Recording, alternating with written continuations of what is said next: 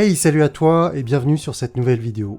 La dernière fois, on avait vu que nos proches n'étaient pas forcément les personnes qui nous encourageaient le plus quand on décidait d'entreprendre de nouvelles choses dans sa vie, et cela est vrai aussi bien professionnellement que personnellement d'ailleurs. Si ce n'est pas déjà fait, je t'invite à voir ou revoir la vidéo précédente, notamment pour bien te rappeler de la notion qui est que ta carte n'est pas le territoire.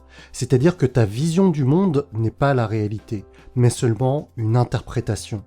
La carte de tes proches n'est pas le territoire non plus.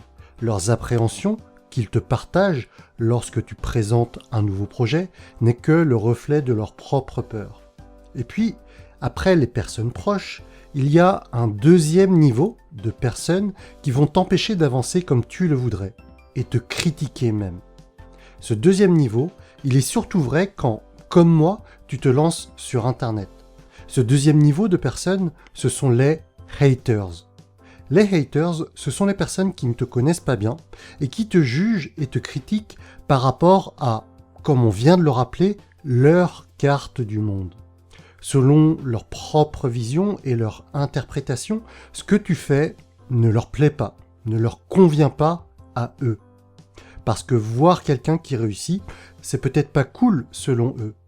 Parce que, je sais pas, peut-être que selon eux, il n'y a que des escrocs qui réussissent. Parce que selon eux, on ne peut pas réussir en faisant du bien aux gens. Parce que peut-être que selon eux, on ne peut pas à la fois bien gagner sa vie et aider les gens en même temps. Ces réactions ne sont que le fruit de leur jalousie. Ces réactions sont parfois leur justification pour leur inaction. Ils te critiquent parce que eux n'ont pas le courage de se bouger. Ils te jalousent parce que eux n'osent pas se lancer. Parce que critiquer derrière son écran, c'est beaucoup plus facile que faire preuve de discipline et de se bouger pour avancer vers ses rêves. Alors, pour t'aider, si tu es dans ce cas aujourd'hui, ou si tu démarres et que tu as peur de te confronter à ça plus tard, voici ce que moi j'en pense. Je me dis que ces haters, c'est avant tout leur passe-temps favori d'aller surfer sur les différentes chaînes YouTube, sur les différents réseaux sociaux pour critiquer ceux qui font ce que ces haters ne sont pas capables de faire. Que tu aies un blog, un compte Insta, une page pro Facebook ou une chaîne YouTube, tu n'es pas à l'abri de toute façon. Et puis, ce que j'ai aussi pu observer à de nombreuses reprises, c'est que les personnes qui réussissent ne perdent pas de temps à critiquer les autres. Les personnes qui réussissent se concentrent sur comment tourner une situation d'apparence négative en positif. Les personnes à succès comprennent que leur temps est bien trop précieux pour perdre du temps à critiquer les autres. Et puis, il y a un autre truc à savoir, avoir des haters sur Internet, c'est plutôt bon signe après tout. Ça signifie que ton message fait réagir. Ça signifie que ce que tu fais dérange. Et si ce que tu fais dérange, c'est que ça va aider, à l'inverse, plein d'autres personnes. Donc, je ne sais pas où tu en es dans ton évolution personnelle, mais si un jour tu te trouves dans la situation où, en mettant des choses en place, tu commences à te faire critiquer, sache que c'est bon signe.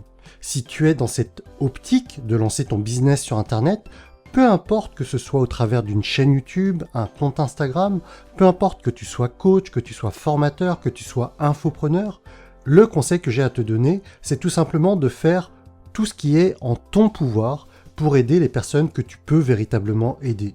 Je voudrais que tu aies en tête que ça fait partie de la règle du jeu d'avoir des personnes qui ne vont pas apprécier le travail que tu fais. Pour avoir des fans, des personnes à qui tu vas changer la vie, il faut que tu aies des personnes qui te critiquent, qui te jalousent, qui te méprisent, qui se moquent de toi. Ça fait partie du jeu. Et j'irai même plus loin. Avoir tes premiers haters, ça doit être une célébration. Ça implique que ce que tu fais fait réagir, que ce que tu fais a de l'impact. Ça implique que ton message bouscule. Tu deviens polarisant. Tu attires les personnes qui peuvent devenir tes futurs clients et en même temps repousser des personnes à qui ton message ne correspond pas du tout. En somme, tu ne peux pas plaire à tout le monde. Alors, fais en sorte de bien comprendre les règles, de les accepter et avancer avec cette idée en tête que ton rôle est avant tout de servir les personnes que tu peux aider véritablement.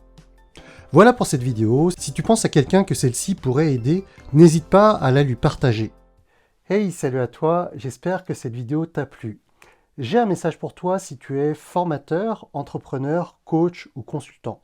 Je t'ai préparé une formation gratuite dans laquelle je te partage plusieurs éléments qui vont te permettre de développer ta visibilité sur Internet, qui vont te permettre d'affiner ton positionnement pour toucher plus de prospects qualifiés, et je vais te partager le truc que tout entrepreneur sur le web se doit d'avoir pour développer correctement son activité.